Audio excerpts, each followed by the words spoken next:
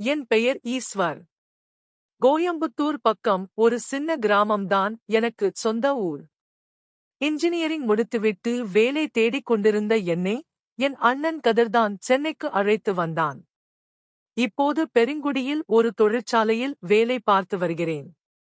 அண்ணன் ஸ்டேட் பேங்கில் அதிகாரியாக இருக்கிறான். அண்ணன் வீட்டில்தான் நான் தங்கியிருக்கிறேன். அண்ணனுக்கு திருமணமாகி 1 வருடம் ஆகிறது. என் அண்ணி பெயர் ரேகா. மிகவும் அமைதியானவள், லட்சணமானவள். என்னிடம் எப்போதும் அன்பாகவே நடப்பாள். அன்று காலை நான் அலுவலகம் செல்ல தயாராகிக் கொண்டிருந்தேன். என் ஷூக்களுக்கு பாலிஷ் போட்டுக் கொண்டிருந்தபோது அண்ணன் கதிர் உள்ளிருந்து வந்தான். என்ன ஈஸ்வர், கிளம்பியாச்சா என்று புன்னகையுடன் கேட்டான். ஆமாண்ணா, இதோ கிளம்பிட்டேன். உனக்கும் ஷூ பாலிஷ் போட்டு வச்சிருக்கேன் என்று அவன் ஷூவை நீட்டினேன். நீ ஏண்டா இதெல்லாம் பண்ற? நானே பண்ணிருப்பேன்ல என்று பாசமாக கடிந்து கொண்டான். சிறிது நேரம் கதைகளை பேசிவிட்டு, ஈஸ்வர், நைட்டு வர லேட்டாகும், நீ சீக்கிரம் வந்துடு என்று சொல்லிவிட்டு அண்ணன் கிளம்பினான். அண்ணன் சென்ற சிறிது நேரத்தில் அண்ணி ரேகா அறைக்குள் இருந்து வந்தாள். தோளில் டவலுடன் இருந்த அவள், ஈஸ்வர், டிபன் டேபிள்ல இருக்கு, நான் குளிக்கப் போறேன். நீயே எடுத்துச் சாப்பிட்டுக்கோ என்று கூறிவிட்டுச் சென்றாள். அவளது அந்த நடை, அந்தச் சூழல் என் மனதிற்குள் ஏதோ ஒரு சலனத்தை தந்தது. நான் என் அறைக்குச் சென்று சட்டையை அயன் செய்ய ஆரம்பித்தேன். அப்போது அண்ணி உள்ளே வந்தாள். ஈஸ்வர், இந்த ரூம்ல தான் முன்னாடி என் துணிகள் இருக்கும். மேல அந்த பேக்ல இருந்து ஒன்னை எடுக்கணும் என்று சொல்லிவிட்டு மேலிருந்த பரண் மீது ஏறினாள். திடீரென கால் தடுமாற அண்ணி நிலைகுலைந்து கீழே விழுந்தாள். நான் பதறிப்போய் அவளைத் தாங்கி பிடித்தேன். அந்த நெருக்கத்தில் அவளது ஆடைகள் சற்று விலகியிருந்தன. அந்த நொடி என் அறிவை உணர்ச்சிகள் வென்றன. வாலிபத்தின் ஏக்கமா அல்லது திடீர் ஈர்ப்பா என்று தெரியவில்லை. நான் அறியாமல் அவள் இதழ்களில் என் இதழ்களைப் பதித்தேன். அண்ணி அதிர்ச்சியில் உறைந்து போனாள். 3 வினாடிகள்.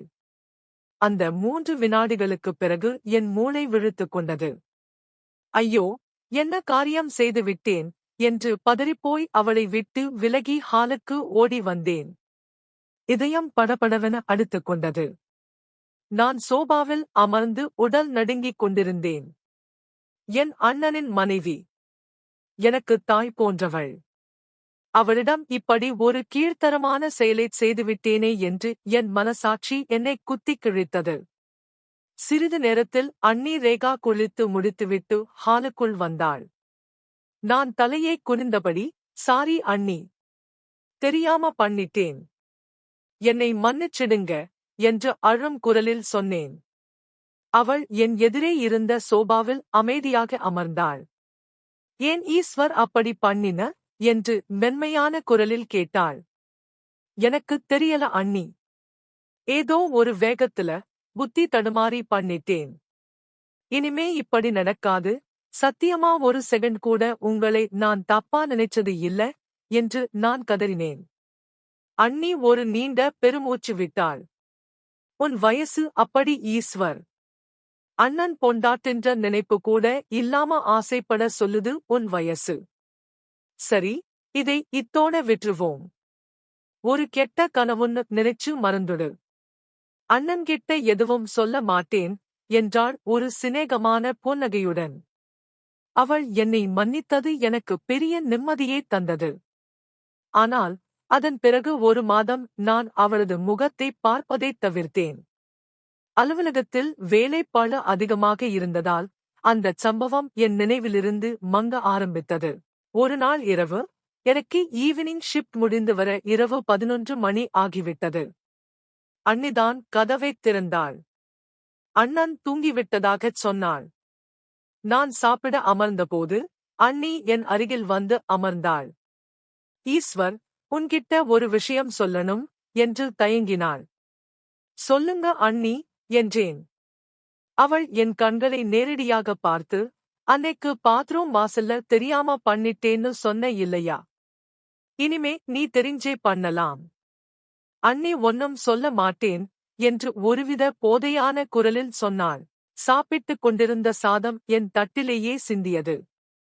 அண்ணி, என்ன பேசுறீங்க என்று நான் அதிர்ச்சியில் எழுந்தேன். ஆமா ஈஸ்வர், அன்னைக்கு நீ பண்ணதுல இருந்து என் மனசு மாறிருச்சு. உன் அண்ணனால என்னை சந்தோஷமா வச்சிருக்க முடியல. எனக்கும் ஆசைகள் இருக்கும்ல.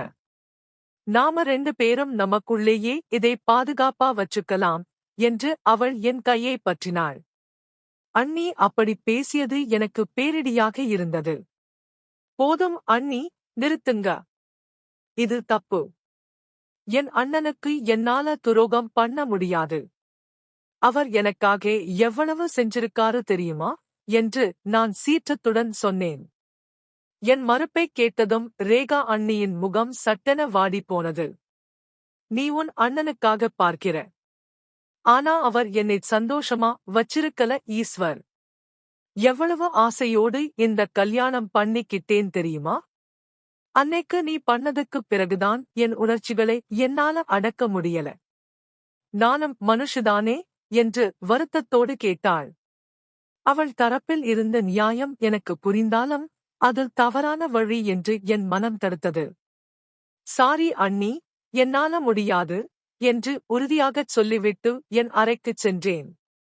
ஆனால் அண்ணி விடுவதாக இல்லை. உன்னை எப்படி வழிக்கு கொண்டு வர்றேன்னு பாரு என்று அன்று இரவு சவாலாகச் சொல்லிவிட்டுச் சென்றாள். அடுத்த சில நாட்கள் என் வாழ்க்கை நரகமானது. அண்ணன் அலுவலகம் சென்ற பிறகு அண்ணி என் அறைக்குள் வருவாள்.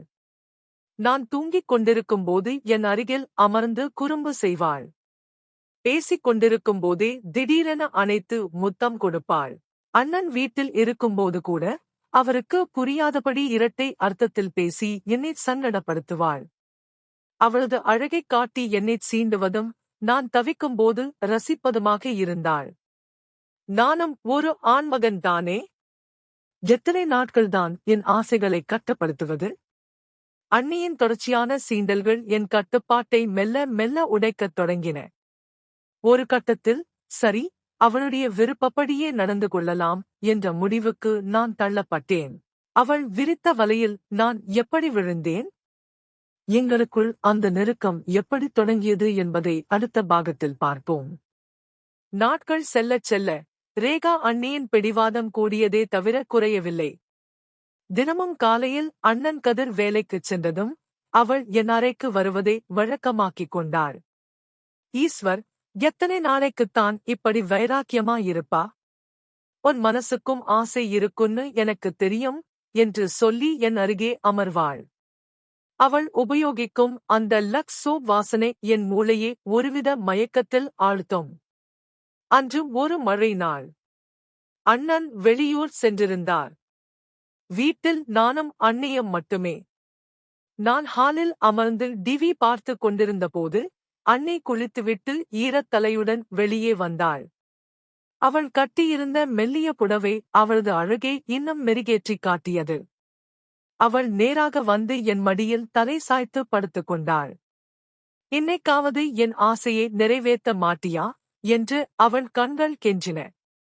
இத்தனை நாட்களாக நான் கட்டி வைத்திருந்த அணை இன்று உடைந்தது. அண்ணி, இது தப்புன்னு தெரிஞ்சும் என் மனசு உங்களை விரும்புதே என்று நான் சொல்ல அவள் என் வாயை தன் கைகளால் மூடினாள். யாரும் இல்லாத போது இதில் என்ன தப்பு ஈஸ்வர்? இது நமக்குள் இருக்கும் ரகசியம் என்று அவள் சொல்ல நான் அவளை இறுக்கமாக அணைத்துக் கொண்டேன். அன்று இரவு அந்த வீட்டின் மௌனம் கலைந்தது. அண்ணியின் நீண்ட கால ஏக்கமும் என் இளமையின் துடிப்பும் ஒன்றாக இணைந்தன. ஒருவருக்கொருவர் துணையாக அந்த மழையின் குளிரில் ஒரு புதிய உலகத்தை படைத்தோம். அண்ணன் மீது இருந்த பயம் மறைந்து அவளது அன்பும் அரவணைப்பும் மட்டுமே என் கண்களுக்கு தெரிந்தது. நாங்கள் இருவரும் ஒருவருக்கு ஒருவர் ஆதரவாக இருக்க முடிவு செய்தோம். வெளியுலகுக்கு அண்ணதம்பியாகவும் 4 சுவர்களுக்குள் ஒரு இரகசிய காதலர்களாகவும் வாழத் தொடங்கினோம். இது சரியா தவறா என்ற கேள்விக்கு அப்பால் அந்த நிமிடம் எங்கள் இருவருக்கும் அது நிம்மதியை கொடுத்தது.